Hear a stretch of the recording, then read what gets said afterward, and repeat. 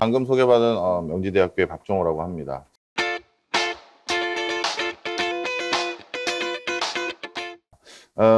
사실 또 책으로 또 이렇게 소통하는 경우는 오랜만이네요.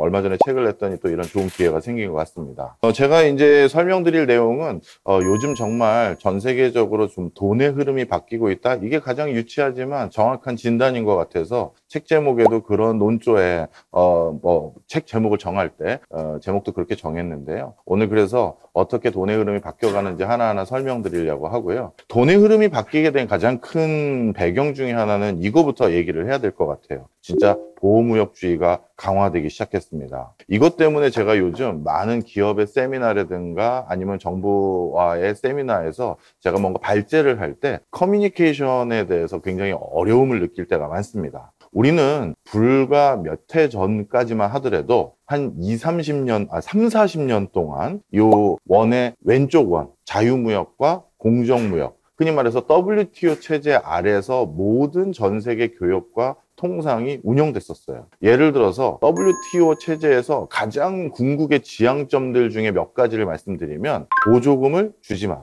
관세를 부과하지 마라, 이런 것들로 인해서 효율적인 물류 시스템 그리고 자원의 효율적인 배분을 저해시키는 게 인류 공영의 번영을 저해하는 짓이다 라고 해서 WTO 체제라는 이 체제는 지난 40년 동안 인위적으로 돈의 흐름을 제약하거나 변경하는 보조금, 관세 등등의 모든 허들들을 다 완화하는 게 큰 기저였어요. 하나가 더 있죠. 무차별 원칙입니다. 어느 국가는 배제하고 어느 국가는 우호적으로 페이버를 주고 이런 것들을 절대 해서는 안 된다. 자원이 효율적으로 배분이 되어야 전체 파이가 커지고 그 파이가 커져야 누구에게도 낙수 효과가 들어가서 인류 전체가 번영할 수 있는 기본 토대가 된다는 게 WTO 체제였어요. 근데 요즘 어떻게 됐는지 감 오실 겁니다. 아마 올해 가장 큰 이슈가 됐던 법안은 전 세계에서 IRA법이라는 거일 겁니다. 인플레이션 감축법이죠. 그런데 이 법안의 목적이 뭐냐면요.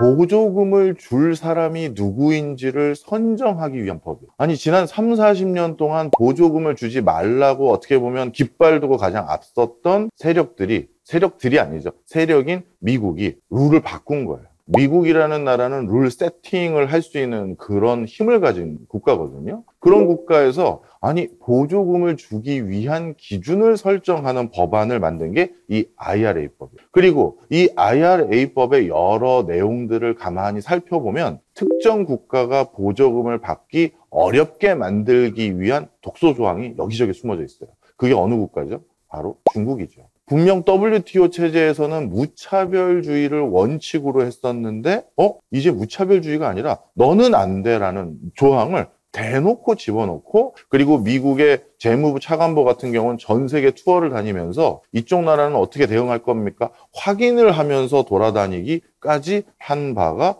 요즘의 흐름이에요. 그러다 보니까 아직까지 이런 판세 전환에 대해서 잘 이해를 못하는 많은 사람들이 지금의 큰 어떤 흐름을 어떤 기적 속에서 이해해야 되는지 혼란스러워 하시는 분들이 좀 아직까지 많은 것 같고요. 그리고 그런데 교수님, 이 IRA법은 결국 환경을 지키기 위한 법이었고 신장 위구르 인권 탄압을 방지하기 위한 법은 또 인권과 관련된 것에 대한 탄압을 방지하기 위한 법이지 이게 꼭 그렇게 전체 WTO 체제의 패러다임이 바뀐 거라고 봐야 될까요? 라고 질문하시거나 반문하시는 분들이 계세요. 그런데 제가 밑에 적어놨습니다만 WTO 체제라는 40년 동안 본인들이 추진했던 그 패러다임을 한 번에 갑자기 말을 바꾸는 건 어느 정치가도 어느 위정자도 리스크한 거예요. 그러다 보니까 대의 명분이 필요해.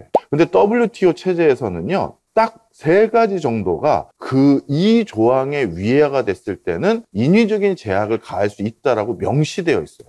그 3가지가 바로 국가 안보에 대한 거고요, 환경에 대한 거고요. 그 다음 또 하나가 여기는 지금 없는데 국민의 생명과 관련된, 안위와 관련된 요 3가지 요소가 제약을 받을 때는 인위적으로 제약할 수 있다라고 명시되어 있어요. 그러다 보니까 최근 들어서 뭔가 특정 국가를 배제하고 특정 국가에 페이버를 주고 보조금을 누구에게 지원하기 위한 그 법안들의 일련의 이유들은 전부 다 거기에 귀결되도록 세팅이 되어 있는 거예요. 명분을 찾아놓은 거죠. 그래서 우리가 그냥 우리 국익 때문에 중국 견제하기 때문에 말을 바꾼 게 아니라요. 이런 것 때문에 지금 우리가 시급히 이걸 할 수밖에 없습니다라는 그런 것들을 패키징하는 거예요. 근데 그 패키징이 너무 앞서다 보니까 오해를 하기 시작해요. 아, 이제 친환경이 정말 대세구나. 그린이라든가 뭐 녹색 성장이 다시 대세구나. 안보와 관련된 이슈들 중에서 특정 오해와 섞여져 있는 안보 이슈들이 섞여갔고요. 그러다 보니까 그런 것들에 대해서 잘못된 시그널을 읽고 잘못된 투자를 하거나 너무 과하게 웨이트를 줘서 포트폴리오를 잘못 짜는 형국들이 있어요. 이거는 안보가 중요해지고 기후 환경이 중요해지고 환경 이슈가 높아진 아니면 국민의 생명과 관련된 이슈가 정말 높아졌다기보다는 명분을 찾다 보니까 그거를 더 증폭시켜서 얘기한 것이고 좀 더 궁극의 요소는 중국을 어떻게든 누르겠다라는 미국의 기저가 있고 그리고 그거와 함께 미국이 예전과 같이 전 세계 야경 국가 노릇을 할 생각이 없다라는 게 또 한 가지 중요한 근저의 축이 있어요. 자, 그래서 바뀌어가는 흐름들을 제가 여기 세 가지를 적어놨는데요. 다자주의가 붕괴되기 시작했어요. 새로 편을 먹기 시작한 거예요. 너는 어느 쪽인지 이제 얘기해 라는 거를 강요받기 시작했고요. 비차별 원칙이 붕괴됐어요. 그러니까 우리가 이제 교역을 하거나 어떤 나라와 교섭을 할 때는 저희에게 더 페이버를 주십시오라고 해서 그런 걸 뭘 들고 가서 더 받을 건지를 고민해야지 자유무역해야 되잖아요. 저희 FTA 체결했잖아요. 이런 논조로 예전과 같은 순수한 말 얘기하면 이제는 안 먹히는 세상이 돼버린 거고 그 다음에 저희 보조금 주십시오. 이거 맞춰왔습니다. 이 소리를 해야 되는 상황으로 바뀌어버린 거예요. 자, 그러면 이 다자주의 붕괴, 비차별 원칙의 붕괴, 보조금에 대한 인식 전환 이거를 챙길 땐 누가 더 주도권, 이니셔티브를 가질 수밖에 없을까요? 국가예요. 이게 또 바뀐 거예요. 예전에는 경제는 기업이 하는 거고 국가가 너무 간섭하거나 나서는 거는 우리가 지양해야 된다는 프레임이 저도 학교 그 석박사 과정 때부터 지금까지 배운 프레임이었어요. 근데 이게 다시 옛날 냉전 때 프레임으로 바뀌어가기 시작해요. 자, 한번 생각을 해보세요. 앞으로 가장 전도유망해서 우리가 육성해야 될 미래 신산업들을 몇 가지를 꼽아볼게요. 우주항공산업, 양자컴퓨터 산업, 인공지능 산업, 반도체 산업, 뭐 드론도 여기 해당되고 여러 가지 보이시죠? 전부 뭐와 관련된지 아세요? 방위산업과 관련돼요. 이거는 이 기술은 원천 기술에 해당되는 요소도 많고 그 원천 기술 이렇게 고부가가치의 선도 기술을 가장 먼저 차용하는 인더스트리 섹터는 전부 사실 방위산업이에요. 자, 전 세계 탑티어의 혁신 기업들이 지금 가장 중요한 파트너로서 같이 일하면서 개발하고 있는 건 전부 정부와 그리고 방위산업과 관련된 직간접적인 기술들이 중요한 요소예요. 그러니 이제 패러다임이 바뀐 거예요. 기업이 자유롭게 보찜 하나 들고 서류 가방 하나 들고 뛰어다니면서 비즈니스하고 뭐하고 하는 세상이 있는 게 아니라 정부의 컨펌이 필요하고 정부와 손을 잡고 같이 나가야 되고 그리고 앞으로 미래지향적인 신수종 산업은 반드시 정부의 컨펌 없이는 자체적으로 개발 자체도 허용하지 않는 영역들이 많거든요. 하다못해 좀 전에 말씀드렸던 우주항공이나 드론은 우리가 우리나라만 하더라도 군사보호지역이라든가 안보와 관련된 지역이 워낙 많다 보니까 어디에서 얼만큼 띄울지를 미리 사인하게 되는 지역이 굉장히 많거든요. 바로 이런 것들이 지금 달라진 세태예요. 그러니까 돈의 흐름을 바꿀 만한 첫 번째 요인이 뭔지 이제 이해를 하셨겠죠? 전 세계 학술 세미나나 컨퍼런스를 가면 경제 안보라는 키워드, 이거와 유사한 키워드가 계속 스터디가 되고 있어요. 우린 그럼 어디에 붙어야 되는데 외교는 그렇게 얘기하고 있고 통상은 그러면 이런 허들에서 우리는 어떻게 계속 교육을 하기 위해선 어떤 방법론을 찾아야 되는데 이런 거 하고 있고 제가 가장 많이 하는 신산업 육성하는 전략 짜는 일들은 그렇다면 이 산업을 육성하기 위한 어떻게 보면 프로토콜은 어떻게 맞추고 산업이 결국 성숙되기 위해서는 산업 표준, 기술 표준을 만들어야 되는데 이거는 국가마다 표준화한다라는 건 쉽게 얘기해서 일정 부분을 오픈 소스로 내놔야 되는데 그건 어떻게 되는지 이런 스터디를 많이 하면서 두 개가 합쳐진 이런 것들에 대한 논의들이 많이 되고 있고요. 그것들이 결국 이 세부 섹터를 가지고 얘기한다 하더라도 다시 한 논조는 이쪽으로 올라갈 수밖에 없는 그런 관계 속에 있는 게 지금의 큰 전환점이에요. WCO는 많이 못 들어보셨을 거예요. 근데 이제 저희들 딴에서는 굉장히 중요한 기구예요. 왜냐하면 우리는 수출을 중심으로 먹고 사는 그 나라인데 관세가 어떻게 세팅되는지가 중요하잖아요. 그래서 WCO라는 세계 관세기구의 주요 아젠다가 어떻게 흘러가는지를 많이 모니터하게 되는데요. 최근 한 3, 4년 동안 WCO에서 아젠다로 세팅해서 학술 세미나를 하거나 그 다음 논의를 했던 주요 내용들 중에 제가 몇 개를 가져왔어요. 3D 프린팅이 가져올 변화는 세관이 통근제할 수 있을까? 그 다음에 해외에서 설계된 제품을 3D 프린터 소유자가 인수하는 경우 이거는 유형의 거래인가 무형의 거래인가? 무형의 거래는 관세 부과 대상이 아니에요. 우리가 온라인으로 전송하는 건 관세 부과 대상이 아니기 때문에 이 질문의 원천적인 요소는 무형의 거래라면 관세 부과 대상이 아닌데 부과 대상으로 볼 거냐 안 볼 거냐 이걸 물어보는 질문이고요. 그 다음에 세 번째 것까지만 읽어드리고 그 다음 슬라이드로 넘어가면 세관은 물품을 직접 수입하지 않고 해외에서 설계된 제품을 인쇄하는 3D 프린터 소유자를 관리하기에 적합한 정부기관인가? 자, 이게 무슨 소리인지 말씀을 좀 드리면요. 우리나라에서는 3D 프린팅 기술이나 3D 프린터를 활용한 기술적 범주가 어디까지 국한되어 있냐면 레벨 0나 레벨 1 수준에 머물러 있는 게 우리나라의 현상이에요. 저도 학교에서 창업진흥센터를 제가 운영하고 있는데 이 정부에서 예산 받아오면 반드시 저희 쪽에서 사놓는 장비 중에 하나가 뭐냐면 3D 프린터예요. 왜? 시제품 만들 때, 프로토타입 만들 때 정말 소홀성이 있거든요. 이렇게 한번 떠보자. 야, 이런 모양이구나. 이렇게 볼 때 좋고요. 그 다음에 여기 LG전자나 삼성전자에서 간간히 활용하려고 논의하고 있는 게 두 번째예요. 우리가 어떤 물건을 사용하다 보면, 오래 사용하다 보면, 그리고 망가지면 AS 받으러 가면 죄송하지만 이 물건의 그 부품이 단종됐는데요. 이런 소리 들을 때가 있어요. 그래서 단종된 중고품의 부품을 딱 하나만 생산하거나 소량으로 생산해서 고객님 그러면 저희가 추가 비용 조금 주시면 하나 3D 프린터로 하나 떠서 드릴 수는 있습니다. 하시겠어요? 라는 옵션을 드리는 건 좀 다른 얘기가 되잖아요. 그래서 이 두 번째 범주까지는 일부 회사가 사용하고 있어요. 그래서 특히 이거는 뭐 기계장치 분야에 B2B 사업에서 많이 활용하고 있는데 그래서 레벨 0와 레벨 1 수준에서 우리나라는 3D 프린터 기술을 활용하고 있습니다만 독일과 미국은 이미 달라졌어요. 어떻게 달라졌느냐? 여러 부품을 단일 출력으로 한 번에 우리 식판처럼 찍어냈을 때 가장 비용 효율적인데 그렇게 만들어내는데 3D 프린터를 사용하거나 심지어 미국 같은 경우는 그냥 완제품에 바로 3D 프린터로 만들어진 것을 장착하는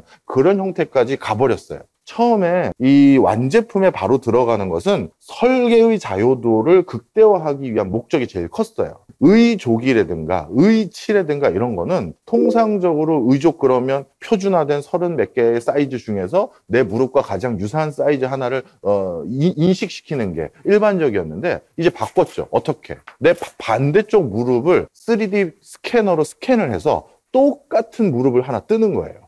그걸 바탕으로 진짜 나만의 무릎 하나를 제작해서 3D 프린터로 그래서 무릎 이식 수술을 해준다든가 이렇게 하는 거거든요. 그러다 보니까 나 한 사람을 위한 제품을 만드는 설계 자유도를 극단화시키는 데 사용하다가 요즘은 이게 레벨 4라고 하긴 그렇고요. 어디에 활용되기 시작했냐면 좀 전에 말씀드린 것처럼 보호무역주의를 탈피하는 대안으로 생각되기가 시작했어요. 자, 지금의 공급 사슬이에요. 밸류체인이에요. 공급자의 공급자로부터 원자재나 광종을 얻어서 중간재, 부품, 소재를 만듭니다. 그러면 이걸 바탕으로 패키징하는, 조립하는 완성품을 만드는 회사가 제조를 하고요. 그리고 전문적으로 운송하는 국제 물류 허브 역할을 하는 회사가 유통을 해주고요. 그 다음에 소비자에게 그게 전달하는 중간 유통까지 거쳐서 최종 소비자가 갖게 됩니다. 그런데 보호무역주의가 만약에 대두되기 시작하고 이게 가속화되기 시작하면 어떻게 되느냐? 요 단계를 하나하나 건널 때마다 국가가 달라지면 관세가 부과되거나 통관 절차가 지연되거나 아니면 쇼핑 비용이 더 들어가요. 보험이라든가 이런 것 때문에. 지연됐었을 때 생기는 엄청난 책임을 내가 다 지을 수 없기 때문에 보험을 태워야 되고 뭘 태워야 되거든요. 이게 전부 다 코스트 비용이 올라가는 거잖아요. 그래서 이 단계를 다 건너뛸 방법은 뭘까? 보호무역주의를 탈피하고 지금 당장 뭔가 새로운 일을 도모할 수 있는 방법은 뭘까 했을 때 3D 프린팅이 아주 유용한 대안으로 지목되면서 활용되기 시작했어요. 즉 3D 모델 공급자, 도면을 만드는 디자이너라고 할 수도 있고 설계 도면을 가진 사람이라고 할 수 있어요. 이 사람이 전부 다 소비자 근처에 있는 니어 컨트리에 3D 프린터가 있는 대규모 공장을 거기다 놓고 여기서 생산해서 바로 전달해 버리면 이 공급망 사슬로부터 생기는 여러 가지 병목 현상과 코스트를 다 생략할 수가 있거나, 아니면 소비 시장이 있는 거기에서 바로 생산해서 그냥 제공해버리면 역시 보호무역주의로 인한 다양한 허들들을 건너뛸 수 있는 여지들이 상당히 많아지거든요. 그래서 지금 이런 식으로 실질적으로 대안을 모색할 정도로 보호무역주의가 상당히 높은 수준 직전까지 와 있어요. 이거는 먼 미래 얘기를 하는 게 아니고요. 우리 주변에서 흔히 보는 BMW, 이 BMW 차종 안에 이미 부품으로 탑재돼서 사용되고 있는 부품들 중에서 3D 프린터로 만든 부품들의 종류예요. 그래서 만약에 이 부품들 중에 하나가 내가 교체해야 된다라고 했을 땐 잠시 기다리세요. 이틀 뒤면 우리 저기 뭐 시흥에 있는 아니면 남양주에 있는 어느 공장에서 줌을 떠서 3D 프린터로 제작해서 바로 탑재해 드릴 수 있으니까 이틀 뒤에 찾으러 오시면 됩니다. 이렇게 바뀌어버린 거죠. 3D 프린터를 활용해서 상시 교체하거나 아니면 물류를 자주 태워야 되는 품목들 중에 일부는 아예 3D 프린터로 생산할 수 있는 형태로 처음부터 이 차를 디자인해버리자. 그럼 우리가 여러 가지 편의성이 더 높아질 것 같은데 이렇게 바뀌어버린 상황이 되고 있다는 거예요. 인공지능이 네트워크와 연결되면 사물 인터넷화 되는데 이 사물 인터넷이 자동차도 그렇게 되거든요. 그러면 자동차를 운전하는 사람이 실시간적으로 어떤 버튼을 어떻게 쓰고 있고 내비게이션을 어떻게 쓰고 있고 깜빡이 등을 켜는 운전자인지 아닌지 벨트는 자주 매는지 안 되는지 이런 모든 유저에 대한 정보가 실시간으로 현대차 뭐 예를 들어서 데이터 센터라든가 해외 지사에 다 게더링이 돼요. 자, 그러다 보면 어떻게 되느냐? 이런 일을 할 필요가 없이 이렇게 만들게 돼요. 무슨 소리냐면 제품을 유지 관리가 편하고 뭔가 문제가 생기는 걸 막게 되면 이렇게 다양한 부품을 만들 필요가 없어요. 이제 자율주행 자동차들끼리 다니면 사실 인간보다 사고 확률이 급격히 낮아지거든요. 지금은 사람과 자율주행 자동차가 다니니까 그나마 또 사고가 나는 거고, 사실 지금도 자율주행 자동차들만의 주행 거리 동안 사고율을 보면 인간보다 낮은 경우가 사실이에요. 근데 그게 자꾸 언론 보도가 되는 이유는 뭐예요? 이슈가 되니까이죠.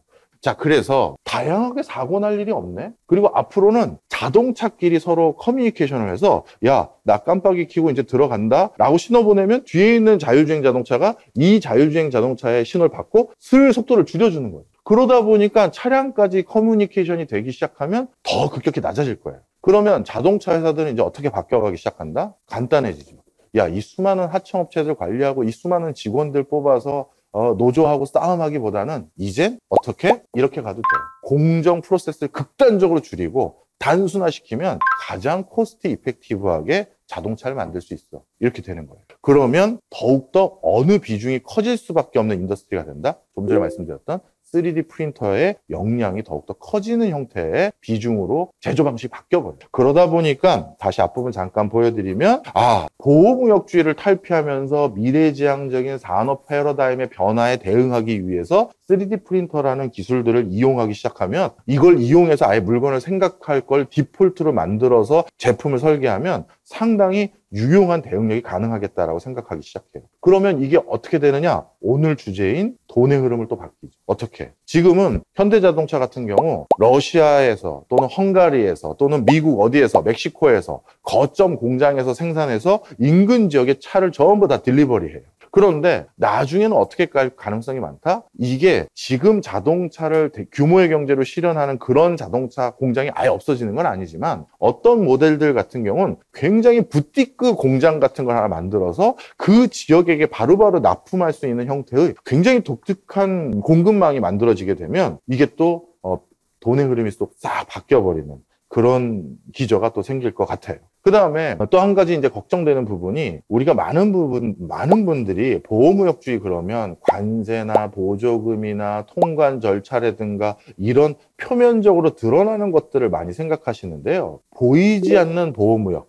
대표적으로 이걸 뭘로 설명드리면 좋을까 하다가 제가 이걸 하나 가져왔어요. 콘센트. 그런데 보시면 국가마다 좀 형태도 다 달라요. 근데 아주 특이하게 전 세계에서 이 나라만 요 모양을 쓰는 그런 콘센트가, 플러그가 두 군데가 있어요. 하나는 이스라엘만 요 모양을 써요. 그리고 덴마크 국기거든요. 덴마크만 또 요 모양을 써요. 그러면 이스라엘이나 덴마크는 왜 이렇게 남들이 안 쓰는 규격을 표준화해서 사용하고 있을까요? 자국 시장을 지키기 위한 마지막 방편이에요. 내부 시장에 외국 그 사람들이 와서 점령하는 걸 막을 수 있는 제일 쉬운 방법은 뭘까? 번거롭게 만들어요.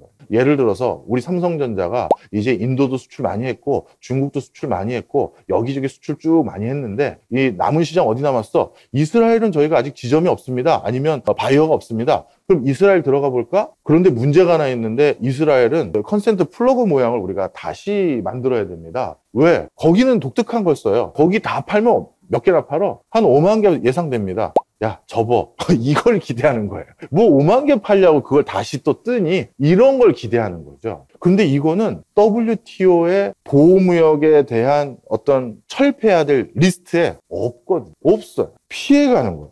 WTO에서요, 전 세계 보호무역과 관련된 국제사회에 제소됐던 여러 사례집이 있거든요. 분쟁 사례들 중에서 한 40%가 한 나라와 관련된 거거든요. 어느 나라일까요? 우리나라예요.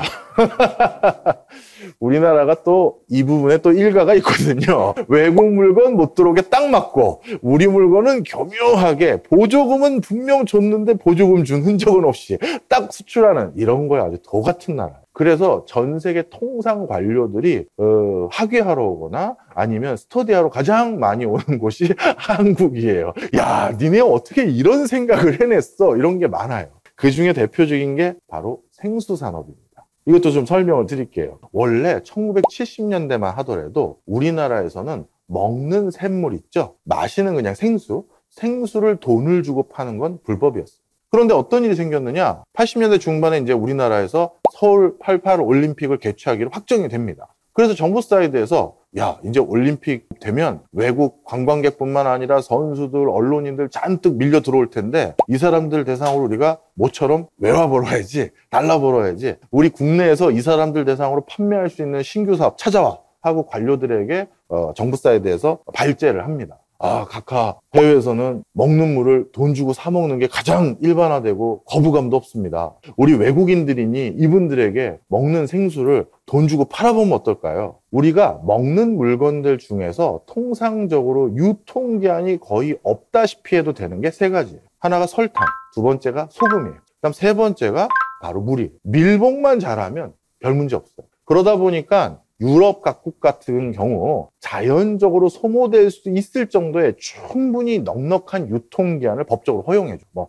2년, 5년 막 이렇게 넉넉하게 줘요. 그런데 당시 우리나라가 88 올림픽 때 생수의 유통기한을 어떻게 했느냐? 6개월로 해버렸어요. 그러면 예를 들어서 프랑스의 에비앙이나 이런 회사는 어떻게 될까요? 에비앙 물 잔뜩 선적해서 한국에 갖다 놓으면 유통기한의 절반이 지나요. 바로 이 시장이 매력적이지 않은 시장으로 유통기한을 가지고 막아버린 거예요. 그럼 왜 유통기간이냐? 명분이 있죠. 서울 88 올림픽을 앞두고 많은 외국인 선수들이 와서 한국에서 상당 기간 체류해야 되는데 이들이 관리되지 않은 물을 먹었다가 탈이 나면 경기에 지장을 줄 수 있다. 그래서 한국 정부가 생수를 엄정 관리하기로 드디어 선수들 보호 차원에서 합법화했다. 그런데 아직 한국은 생수를 관리할 법적 노하우가 부재하다 보니 엄정 관리하기 위해서 유통기한을 아주 짧게 6개월로 해버렸다. 갸우뚱하죠. 뭔가 냄새가 나는 것 같기도 한데 말은 되고. 우리나라가 이렇게 해서 지켜온 산업이 한두 개가 아니에요. 정말 별의별 잔꾀를 내서 지켜왔거든요. 그게 지난 50년 동안 우리가 여기까지 온 보이지 않는 노력이. 누가 공정무역이라는 걸 주장하나요? 사실은 공정무역을 달성하지 못해서 지난 인류는 계속 공정무역과 싸움을 해왔다라고 해도 과언이 아닌데 하여튼 미국도 계속 이걸 해왔어요. 이 밑에 있는 게 민물고기 맥이에요. 미국은 베트남하고 FTA 준하는 자유무역 협정을 체결했는데 그걸 체결했을 때 뭘 하나를 놓쳤냐 하면 이 민물고기 메기가 품목에서 누락됐어요. 그래서 뭐 우리나라 말로 번역하자면 전미 메기 협회 뭐 이런 데가 있겠죠. 거기에서 워싱턴 DC 백악관 앞에서 시위하고 난리가 난 거예요. 뭐 메기 물고기 뿌리고 막 하면서 니들이 무슨 일을 이렇게 하냐. 들어봤더니 베트남산 메기가 미국산 메기와 달리 통조림으로 가공돼서 들어오면 20분의 1 가격이래요. 야, 뭐 이거 뭐 다 초토화되는 거죠. 근데 이게 트럼프 행정부 때인데 그래서 이 트럼프 행정부가 벌써 국가 간의 사인인 비준을 다 했는데 이제 와서 말 바꾸는 건 너무 면이 안 서고, 또 미국도 야 대책 찾아. 이거는 내 주력인 공화당 텃밭 중에 한 곳에서 나한테 이렇게 들어오고 온 거니까 이건 반드시 들어줘야 될 상황이야 라고 해서 대책을 찾았는데, 미국은 그래서 어떻게 했느냐, 홍길동 작전을 썼어요. 무슨 소리냐, 아버지를 아버지라고 못 부르는, 즉 매기를 매기라고 표기를 못하도록 법을 바꿔버렸어요. 식품 관련한 법규로. 어떻게 했느냐, 베트남산 매기도 미국산 매기랑 똑같은 우리 생물학적인 계보를 가지고 있는 건데, 이 베트남산 매기는 식품 유통과 관련된 다른 법규를 통해서 무조건 베트남 원어로 표시하게 한 거예요. 베트남에선 매기를 뭐라고 부르냐면 뜨라, 파샤 이렇게 부르거든요. 영어로 뜨라, 파샤라고 써서 통조림이 유통되도록 법을 만들어버린 거예요. 그러니까 소비자 입장에서는 이 뜨라는 다른 물고기로 보이잖아요. 그렇게 해서 안 사게 만들어서 전미매기협회의 요구사항을 일부 관철시켜 준 거예요. 그래서 한번 전 세계적으로 보호무역주의가 상호 경쟁적으로 유발되기 시작하면요, 어디서 무슨 악재가 터질지 아무도 몰라요. 그게 제일 큰 문제라고 보시면 될 것 같아요. 이런 관점에서 사실 그러면 교수님, 우리나라 이제 어떻게 해요? 우리 수출로 먹고 사는 국가인데 이런 나라가 이렇게 보호무역주의로 어디서 무슨 통상 허들 거닐지 모르는 상황이면 우리 이제 큰일 난 거 아닌가요? 이런 걱정들 하시는데요. 우리 잘 생각해 보십시오. 예전에 우리가 FTA라는 단어를 맨날 신문에서 봤을 때, 그러면서 정부가 제시했던 슬로건 중에 뭐가 있었다? 전 세계에서 경제 영토가 제일 큰 나라 대한민국이었어요. 왜? 진짜 우리나라가 전 세계에서 FTA를 체결해 둔 국가가 제일 많은 국가였어요. 한국 여권 들고 못 들어간 나라가 딱 하나, 북한 빼고는 거의 없어요. 교육을 하는데 사람들이 못 가게 하면 안 되잖아요. 그래서 한국 여권의 파워풀함이 일본하고 둘이 거의 전 세계 탑이에요. 답이 하나 나왔죠. 이렇게 보호무역주의가 세지면 통상이나 물류 허들로 뭐가 필요한 물건을 못 받게 되는 경우가 많아요. 우리도 지금 요소수 때문에 갑자기 걱정하는 것처럼, 요소수 필요한 거 우리나라만 있는 게 아니잖아요. 디젤 자동차 타고 다니는 모든 나라 필요한 건데. 근데 그런 나라들도 갑자기 어디선가 물건을 제때 그리고 원활하게 공급받아야 되는데 다이렉트로 들어오기가 어려우면 허브, 앵커 국가에게 전화 때려야 되거든요. 그러기 제일 좋은 국가가 사실 한국이에요. 전 세계 모든 국가들과 FTA를 체결해놨어요. 그러니 정말 다급해서 뭔가 물건 필요하거나 자재 필요하거나 원자재 필요하거나 공산품과 생필품을 우리는 잘 만드는 국가고, 그런 거 있을 때 야, 한국에 전화해볼까요? 라고 하면 바로 조달해 줄 수 있는 최고의 대체직으로 급부상할 수 있는 요소가 있어요. 그리고 우린 그런 물류 허브를 가지고 있거든요. 이 동북아 지역에서 그 공산품을 생산하는, 전 세계 공산품의 40%를 생산하는 이쪽 지역의 물류 허브 역할을 할 수 있는 곳은 일본과 한국인데, 우리도 상당 부분의 환승력을 가질 수 있다는 게 굉장히 중요한 요소고, 일본보다 우리가 전 세계에서 FTA 같은 걸 체결해서 그런 통관 프로세스를 원활하게 할 수 있는 여지가 훨씬 더 커요. 그래서 저는 오히려 이거를 기회로 삼을 수 있다라는 생각도 많이 가지고 있어요. 그래서 우리와 비슷한 처지에 있는 중진국들을 많이 꼬셔야 돼요.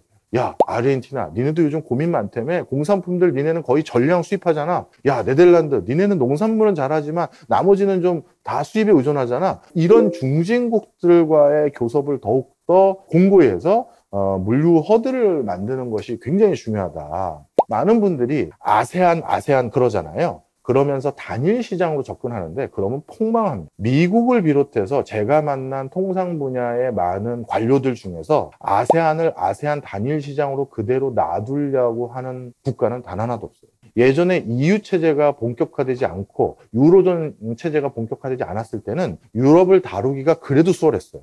서로 이간질하고 견제시켜서 유럽 전체를 컨트롤하거나 본인들이 우호적인 환경으로 만들기가 수월했어요. EU라는 만만치 않은 단일 시장을 단일 목소리로 내니까 그 뒤부터 미국은 뭔가 국제적인 룰을 세팅할 때는 EU 전체의 허락 아니면 동의를 구해야 되는 상황으로 바뀌어버린 거예요. 그런데 전 세계적으로 30대 이하 인구가 제일 많은 아시안을 단일 시장으로 묶게 놔둔다? 그럼 미국은 동의를 구하거나 허락을 득해야 되는 주체가 하나 더 생기는 거죠. 그런 번잡한 일을 그대로 두지 않아요. 정말 글로벌 패권 국가들은 아세안의 이해관계를 서로 충돌시키게 만들어 놓은 거예요.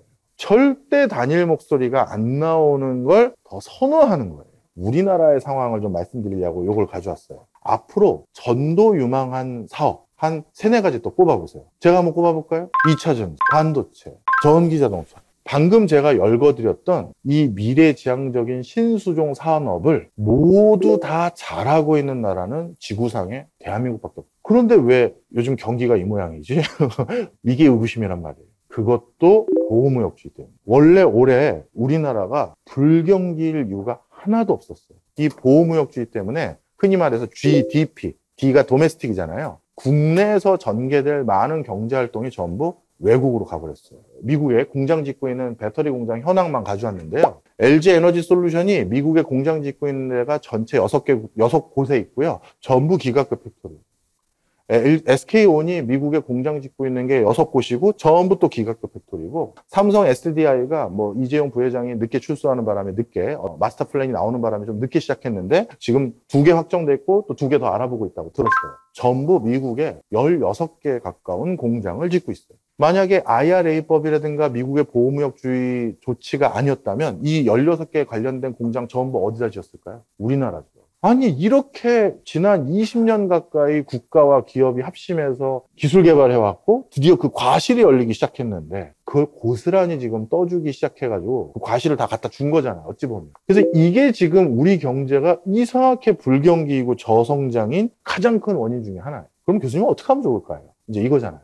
참 안타까운 게 밀담을 못 나누는 세상이 돼버렸어요, 우리 한국 사회가. 우리 기업들이 어떻게든 몰래 피해서 나간 척하지만 실제 여기서 다 물건 만들고, 공장은 여기 있는 것 같은데 실제 한국에서 다 하거나, 아니면 외국 물건 또 못 들어오게 막으면서 우리 물건을 나갈 수 있도록 하는 다양한 방법을 모색해야 되는데, 그런 거는 TV에 나와서 신문을 통해서 대통령이 기업과 공공연하게 얘기할 수 없어요. 미국은 실제, 미국 같은 나라는 그럼 그런 딜을 안 보느냐? 대놓고 보잖아요. 그런 일 하는 직업군이 뭡니까? 로비스트라고 그러잖아요. 근데 우리나라는 지난 한 반세기 동안 엄청난 부정부패에 대한 대가를 치르느니라고 국가에서, 그러니까 국가의 어떤 위정자가 어느 기업 좋대더라, 어느 기업 우리 기업으로 유망하대다, 이런 얘기하는 순간 어떻게 된다? 특정 기업 비호한다부터 해서 뭐 난리가 나요. 네. 우리가 지금 그동안 너무 부정부패나 비리 같은 게 많다 보니까 그런 것들을 지금 논의할 수 있는 채널들을 다 두려워해요. 저도 어떻게 해법을 찾아야 될지 조금 고민이 많이 된다. 실력이 없는 국가는 절대 아니다. 네, 그래서 너무 위축될 필요는 없다. 자, 그 다음 이제 미국의 역할과 돈의 흐름이 바뀌는 또 다른 요소들 좀 말씀드려볼게요. 미국의 정책 기조를 바꿔가기 시작했어요. 어떻게? 전 세계 여러 국가에 직접적으로 관여하지 않기로 결정했어요. 사실 750군데나 외국의 군사 기지를 가지고 있었던 미국의 정책 기조가 바뀌기 시작했어요. 다 철수. 우리 슬슬 다 발 빼자. 이제 우리에게 득이 안 돼. 그럼 득이 안 되는 부분부터 가장 먼저 발을 빼자. 그 영순위가 어디? 중동이에요. 이제 석유의 부가가치가 급격히 떨어지기 시작했어요. 첫 번째로 미국 내의 석유도 어마무시하다는 걸 확인했어요. 특히 셰일 혁명. 셰일 투자가 그렇게 그냥 일반적인 석유 시추하는 거에 비해서 코스트가 그렇게 높지 않은 지경에 이른 곳들이 상당히 많아요. 그리고 신재생 에너지의 전환도 분명한 대세 아닌 대세가 돼버렸고요. 그래서 미국이 어떻게 했느냐, 중동 지역에서 발을 빼기 위해서 뭘 선언했냐면 아브라함 협정이라는 걸 체결하고 발을 빼려고 했어요. 빌 클린턴 때 팔레스타인하고 이스라엘을 불러가지고 반강제적으로, 야, 니들 둘 다 일로 와, 협정 이걸로 맺고 이제 이렇게 합의 본 거야, 서로 건드리지 마 하고 해놓은 게 이 팔레스타인을 국제사회에서 옵저버 국가로 인정해줬어요. 이 두 사람은 이거 합의하고 노벨 평화상 받았는데 이 이스라엘 총리 어떻게 됐습니까? 바로 암살당했죠. 그런데 오바마 때부터 본격화돼서 중동에서 철수 하는데 그냥 빠져나가면 힘의 공백이 생기잖아요. 그래서 미국이 그냥 빠지긴 너무 불안하니 하나의 룰을 세팅해주고 나오자라고 해서 체결하려고 했던 게 아브라함 협정이에요. 이 아브라함은 세계 3대 종교의 공동의 조상이잖아요. 아랍, 유대, 기독교. 그래서 공동의 조상, 니네 아브라함 알지? 니네 다 한 식구야 원래. 그러면서 이제 제발 싸우지 마 하면서 아브라함 협정을 체결하고 우린 나간다 하려고 했는데, 여기에 대해서 세부 강론이 미국이 좀 달라요. 오바마랑 바이든은 시아파도 아브라함 협정에 넣어야 된다. 그래야 안 싸운다. 그런데 트럼프는 아니다. 평화가 지켜지려면 적이 있어야 얘네들끼리 뭉치는 거다. 시아파인 이란은 빼고 수니파와 이스라엘을 묶어주고 그 그리고 나가야 얘네들과 견제 관계 속에서 평화가 유지되는 거지. 다 잘 지내라고 너 그게 될 것 같아? 그게 트럼프의 생각이에요.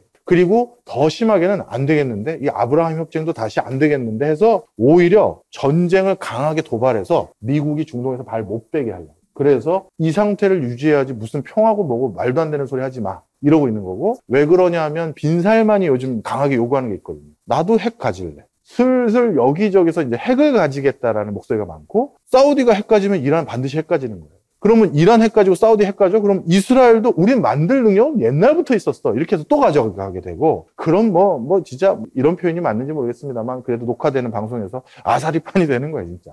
그래서 지금 이런 변화들이 엄청나게 생겨요. 요지는 뭐다? 힘의 재편성이 일어나기 시작했고요. 보호무역주의가 생기기 시작했고요. 돈과 권력의 흐름이 바뀌어가고 있다. 그래서 마지막으로 제가 쓴 책은 그런 과정에서 FTA로 다양한 국가와 자유무역을 체결했고 앞으로 더 할 거잖아요. 그럼 그들 국가를 알아야 우리가 뭘 할 거 아니에요. 주거니 받거니. 그걸 나라별로 썼고요. 제가 처음에 고심을 많이 했어요. 한 30개국 넣었는데 한 10개국을 딥다이브해서 넣을까 했는데 이거는 교양서적이잖아요. 그래서 제게 이렇게 화장실 갈 때 그냥 편하게 들고 갈 수 있는 게 제 목표예요. 네. 그래서 30개국 했고요. 오늘 큰 흐름을 또 지역적으로도 몇 개 말씀드렸습니다만 국가별로 궁금하신 게 있다면 도움되셨으면 하는 바람입니다. 여기까지 하겠습니다. 고맙습니다.